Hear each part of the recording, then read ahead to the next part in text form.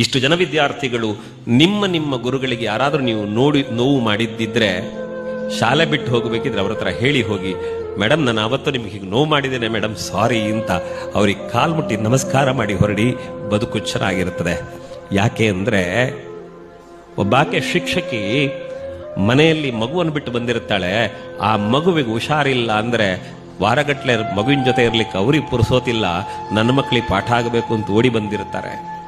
ಮನೆ ಎಲ್ಲ ಕೆಲಸ ಪೂರೈಸಿ ಶಾಲೆಗೆ ಬರಬೇಕು, ಗಂಟೆ ಆಯ್ತು ಬಸ್ ಬರ್ತದೆ ಅನ್ನೋ ಕಾರಣಕ್ಕೆ ಹೊಟ್ಟೆ ಪೂರ್ತಿ ತಿನ್ನದೆ ಓಡಿ ಬಂದ ಶಿಕ್ಷಕಿಯರು ಇರ್ತಾರೆ.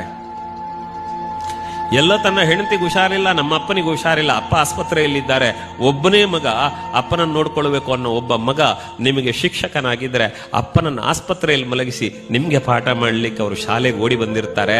ನೆನಪಿರ್ಲಿ, ಈ ಎಲ್ಲ ಭಾವನೆಗಳಿಗೆ ನಾವು ಕೃತಜ್ಞರಾದಾಗ ಮಾತ್ರ ನಮ್ಮ ಬದುಕು ಪೂರ್ಣ ಆಗುತ್ತದೆ. ಯಾಕಂದ್ರೆ ನಮ್ಮಲ್ಲೊಬ್ಬರು ಟೀಚರ್ ಮಕ್ಕಳು ಬಡವರಿದ್ದಾರೆ ಅನ್ನೋ ಕಾರಣಕ್ಕೆ ಅವರಿಗೆ ತಂದ ಬುತ್ತಿಯ ಅನ್ನವನ್ನು ಮಕ್ಕಳಿಗೆ ಕೊಟ್ಟು ಅವರು ನೀರು ಕುಡಿದು ಜೀವನ ಮಾಡಿದ್ದಾರೆ. ಅವರಲ್ಲಿರುವ 4 ಸೀರೆಗಳಲ್ಲಿ ಹರಿದು ಹೋದ ಬಟ್ಟೆ ಹಾಕೊಂಡು ಬಂದ ಮಕ್ಕಳಿದ್ದಾರೆ ಅನ್ನೋ ಕಾರಣಕ್ಕೆ 2 ಸೀರೆಯನ್ನು ತುಂಡು ಮಾಡಿ 4 ಮಕ್ಕಳಿಗೆ ಅಂಗಿ ಹೊಲಿಲಿಕ್ಕೆ ಕೊಟ್ಟು ತಾನು 2 ಸೀರೆಯನ್ನೇ ಉಪಯೋಗ ಮಾಡಿಕೊಂಡು ಜೀವನ ಮಾಡಿದ ಟೀಚರ್ ಇದ್ದಾರೆ. ಇಂತಹ ಸಾವಿರ ಉದಾಹರಣೆಗಳು ಕಣ್ಣ ಮುಂದೆ ಇದ್ದಾವೆ ಮಕ್ಕಳೇ. ಆದ್ರಿಂದ ನಿಮ್ಮ ಗುರುಗಳಿಗೆ ಕೃತಜ್ಞರಾಗಿ